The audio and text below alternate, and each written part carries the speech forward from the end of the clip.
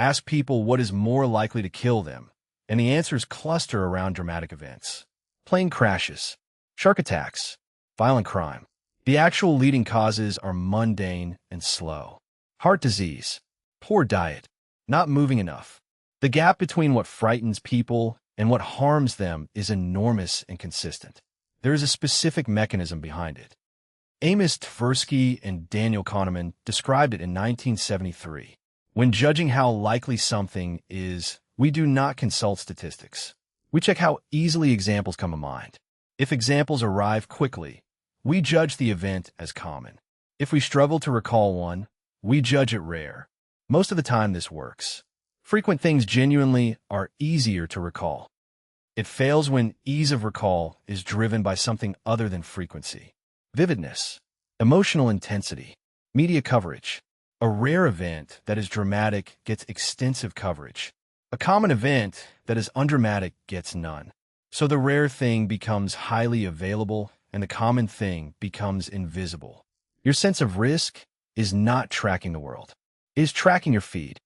In 1978, Sarah Lichtenstein and colleagues asked people to estimate the frequency of different causes of death.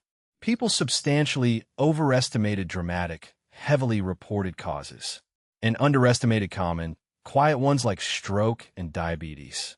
The direction of the error tracked how much coverage each cause received, not how often it actually happened. After the September 11th attacks in 2001, a lot of Americans stopped flying. That reaction is completely understandable. The images were everywhere and they were unforgettable. But people still needed to travel, so they drove instead. The psychologist Gerd Gigerenzer went and looked at what happened next. U.S. road fatalities rose over the following 12 months, above what the trend predicted. His estimate was roughly 1,500 additional deaths on the roads, more than the number of people on board the 4 aircraft. Nobody chose badly out of stupidity. Every one of those people made an intuitive risk judgment using the only tool the mind offers. How easily can I picture this going wrong? Plane crashes were extraordinarily easy to picture that year. Car crashes were not. And the arithmetic runs the other way. Per mile traveled, driving is the more dangerous option, and it is not close.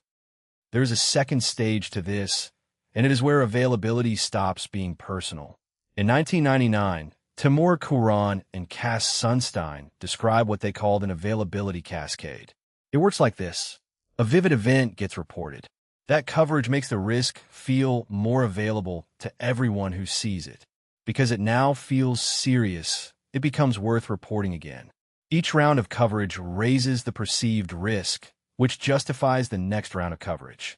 Nothing in the actual world has changed. The event happened once. But the public estimate of how common it is climbs with every cycle. And then policy follows the estimate, because in a democracy, it eventually has to. So resources get moved toward the vivid risk and away from the quiet one. This is not a media conspiracy. Every individual step in that loop is a reasonable person doing their job. The failure is structural, which is exactly what makes it hard to see from inside. Availability does not run alone. Negative information already carries more weight than equivalent positive information. That is negativity bias, and it is well replicated. So the events that get coverage are disproportionately negative, and the negative ones stick harder once you have seen them. Two effects pointing the same direction.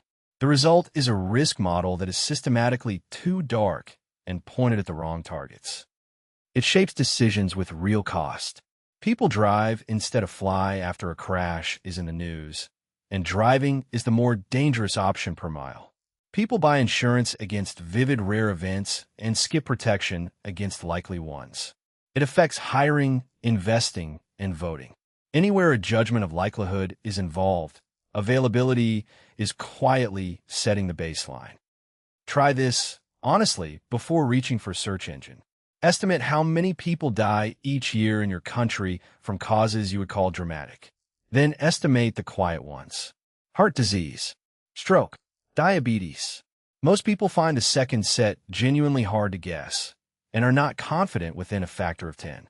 Now notice something about that difficulty. It is not that you never receive the information. The numbers are public, free, and have been for your entire life. It is that they never arrived attached to a story, a face, or a photograph. So they were never encoded in the format the availability heuristic reads from. This is the uncomfortable part. Your risk model was not built from what you know. It was built from what you can picture, and those two libraries have almost nothing to do with each other. The useful question is not, is this true? It is, where did my examples come from? If every instance you can name arrived through a screen, you're measuring coverage, not frequency. Coverage is selected for being unusual. That is the definition of news. Common events are not reported precisely because they are common. So the media is not lying to you about frequency. It was never measuring frequency.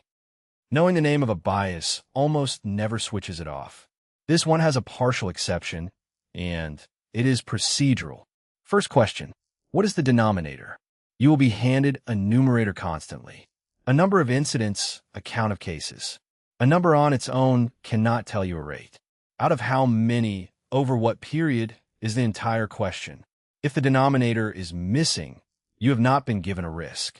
You have been given an anecdote with a number attached. Second question, what would I be seeing if this were rare? This one is sharper than it looks. If a thing were genuinely rare but highly reportable, what would your feed look like? It would look exactly like this, which means the feed cannot distinguish between the two cases, and neither can your sense of how common it is. That is not a reason to disbelieve everything. It is a reason to stop treating vividness as evidence. It is worth being specific about where this hits, because it is not only about fear. Anywhere you estimate a probability, availability is quietly setting the starting point. Investing is the obvious one. A sector that has been in the news feels like it is doing well. Recent, vivid performance is easy to recall, so it gets treated as the trend. It is the single most available piece of evidence, and usually the least predictive. Hiring runs on it too. One bad experience with a type of candidate becomes a rule. One memorable case outweighs everything you never saw because you never saw it. Notice the shape that keeps recurring. Availability weights whatever you have been exposed to and assigns 0 to everything else. Not a low number. 0. Absence of recall does not feel like missing data. It feels like evidence of absence, and those are not remotely the same thing. This is not an argument that nothing is dangerous. Some heavily covered risks are genuinely serious. The point is narrower. How easily you can picture something tells you almost nothing about how often it happens. Those are separate quantities, and your mind treats them as one. Noticing that once, in a decision that matters, is the whole benefit. It is tempting to treat all of this as a design flaw. It is not, and the reason matters. For almost all of human history, the information reaching you is local and roughly proportional. If you heard about 3 drownings, it was because 3 people near you had drowned. Ease of recall was an excellent proxy for frequency, because your sample was your surroundings. Under those conditions, the heuristic is not a bug. It is a fast, cheap, and largely correct instrument. What changed is not the mind. It is the sample. You now receive information selected from 8 billion people and filtered specifically for how unusual it is. The heuristic is doing exactly what it always did. It is measuring your environment faithfully. Your environment stopped being representative. That distinction is worth holding because it changes the fix. You are not trying to repair broken reasoning.